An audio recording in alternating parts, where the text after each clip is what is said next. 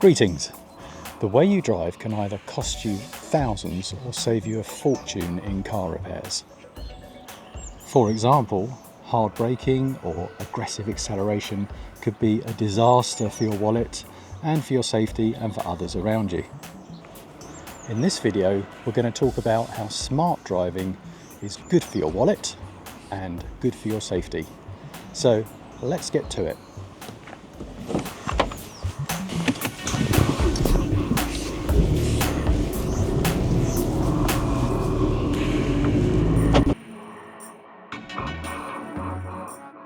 I've done a few videos based around my Mark 7 GTD, and I've had the odd comment here and there along the lines of, those brakes look tragic, or some disbelief that I've managed to hold on to the same set of pads and discs for so long.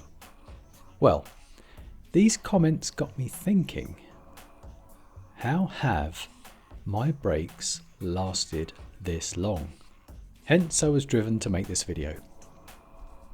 By the way, if you are interested, there's a few videos where you can see my brakes from a while back, such as my GTD 8-year review video, which I will link below for you.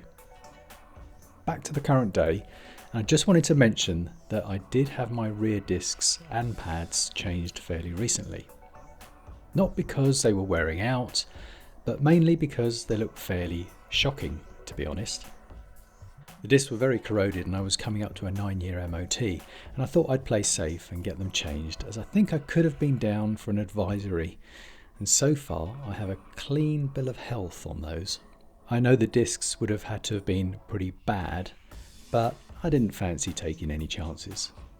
So, as of today, the rear brakes are a fairly fresh addition to this car.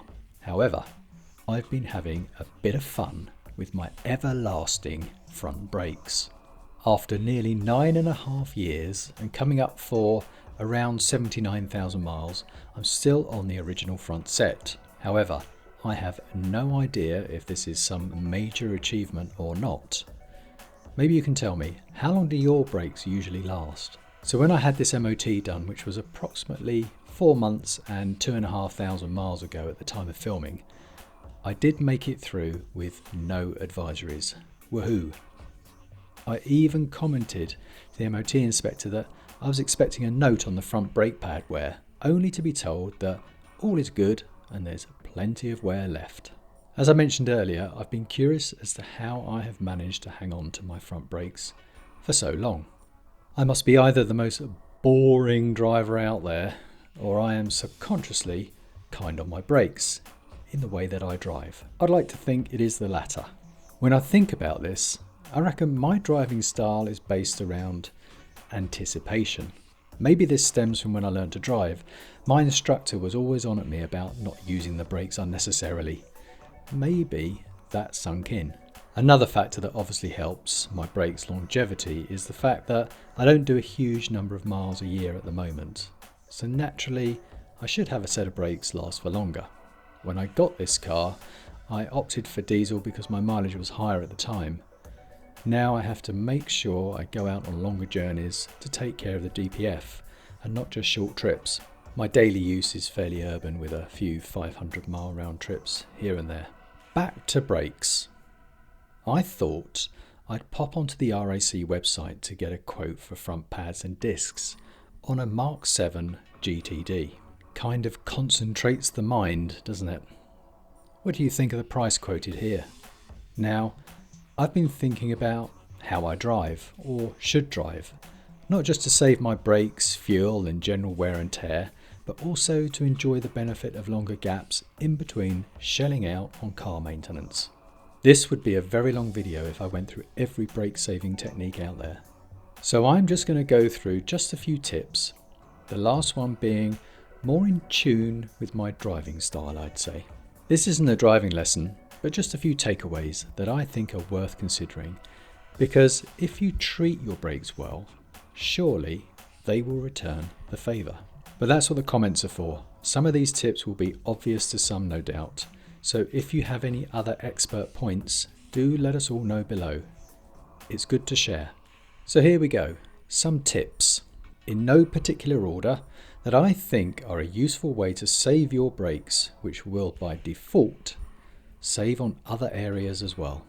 And as a little byproduct bonus, you get to keep those alloys cleaner for longer, as you'll be chucking out less brake dust. What's not to like, eh? So here goes. Tip 1. Avoid riding the brakes. This is done often by having one foot hovering over the brake pedal and the other foot on the gas. More often done in an automatic car. Or it's just a case of the brake hovering foot. There you are, all smug and ready to hit the brakes, but you could be inadvertently pressing the brake pedal even slightly, thereby wearing out your brakes sooner. You could also confuse people behind you no end, should your brake lights be flashing on and off for no apparent reason. Tip 2. When you're on a long downhill section, consider using engine braking. To do this, you'll most likely need to drop down into a lower gear, or if you have an auto gearbox, use the manual paddles or gear selector to switch down a gear or two, if your car doesn't do this automatically.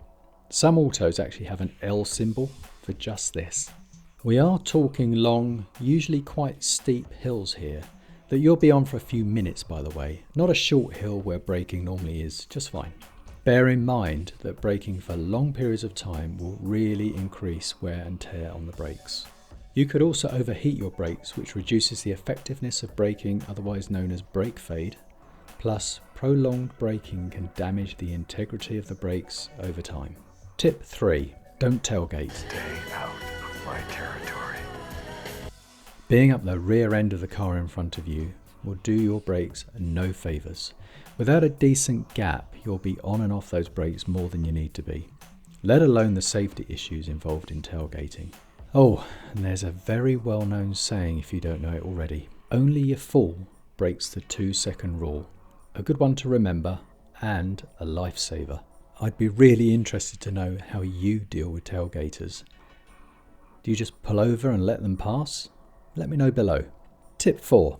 Look ahead and anticipate.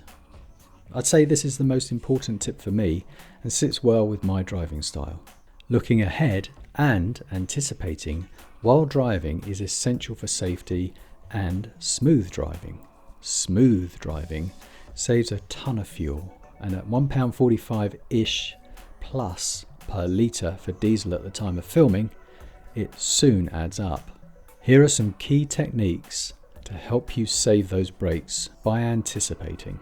Keep your eyes moving and look way ahead, not just a few cars ahead, but think of it in seconds, at least 15 seconds ahead in urban, slower traffic, and 30 seconds ahead on a fast stretch. This will help you watch out ahead for brake lights, indicators, lane changes, and junctions, etc. Why race up behind a load of cars just to whack on the brakes if they are all slowing down? Don't forget to check out what's going on behind you and around you with the mirrors as well. Look out for road signs. If there's a roundabout or junction coming up in a quarter of a mile, you may as well coast and brake more lightly when you get there, which is what I do, rather than accelerating or keeping up a good speed only to stamp on those brakes when you get there. Not every red light needs to be an emergency stop, so why not tread lightly? As I said earlier, there's tons of tips on saving the brakes, but in summary, being kind to your brakes will be kind to your car, your wallet, other road users, and save you a ton of fuel if you're not constantly accelerating and braking. So if you want to save money, drive safer, and keep your brakes lasting as long as mine, give these tips a try if you're not doing so already. Don't forget to let me and others know in the comments if you've got any other brake saving techniques. Wherever you are, enjoy your day and happy driving. See you on the next one.